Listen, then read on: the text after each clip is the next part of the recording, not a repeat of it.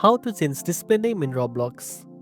First of all, open the Roblox app and log into your account if you are not already signed in. Next, tap on the three dots at the bottom right corner of the screen to open the menu. From there, scroll down and select Settings. Once you are in the Settings menu, tap on Account Info. Here you will see your current display name along with your username. Tap on the pencil icon next to the display name to edit it. Now, type in the new display name you want to use.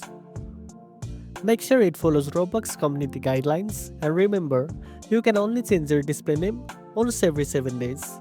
After entering your new name, tap on Save. Your display name will now be updated across your profile. If the option to change your display name isn't showing up, make sure your app is updated to the latest version, or try restarting the app and checking again. And that's it. Now you know how to change display name in Roblox. If you found this video helpful, don't forget to like, share, and subscribe for more tech tips. Thanks for watching, and I'll see you in the next one.